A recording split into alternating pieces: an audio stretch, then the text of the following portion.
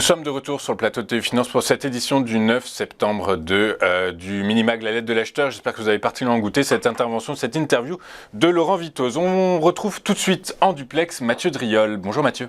Bonjour Louis-Antoine. Bonjour, merci beaucoup d'être avec nous ce matin pour la commo du jour. Je rappelle que vous êtes analyste senior chez Day by Day. On va commencer votre intervention, vos analyses par le blé. Le blé qui pourrait bénéficier finalement des propos de Vladimir Poutine, des propos très récents de Vladimir Poutine, qui a décidé finalement, qui s'est estimé trompé par l'Union européenne et qui donc a finalement de restreindre son offre de blé sur les marchés mondiaux. Par ailleurs, les conditions météorologiques en Argentine ont causé des dommages extraordinaires sur la récolte 2022-2023. Du coup, est-ce que toutes ces variables météorologiques et macroéconomiques, géopolitiques pourraient inciter les cours à poursuivre le rebond observé ces dernières séances ?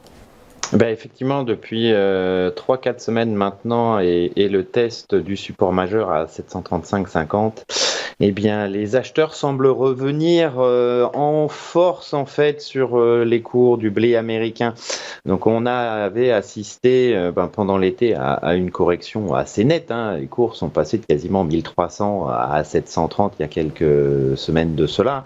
C'est une correction très puissante, mais si on prend un petit peu de recul et qu'on regarde en fait l'évolution des cours du blé depuis 2019, on est toujours dans cette logique de progression à l'image de la moyenne mobile à 100 semaines ascendantes, qui était d'ailleurs confondue avec le support majeur à 735. On a donc plusieurs éléments qui se remettent en place.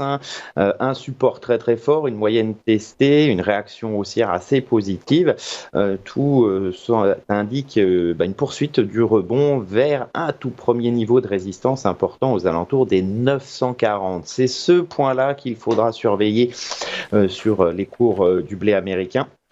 Son franchissement validerait une reprise de la dynamique haussière de long terme, et comme toute dynamique haussière de long terme, si elle est confirmée, ça sera pour retourner sur les plus hauts. Alors ça peut prendre beaucoup de temps, puisqu'on était monté en flèche sur un mouvement extrêmement violent vers 1284. On peut prendre un petit peu plus de temps que les 2-3 semaines d'accélération hyper violente.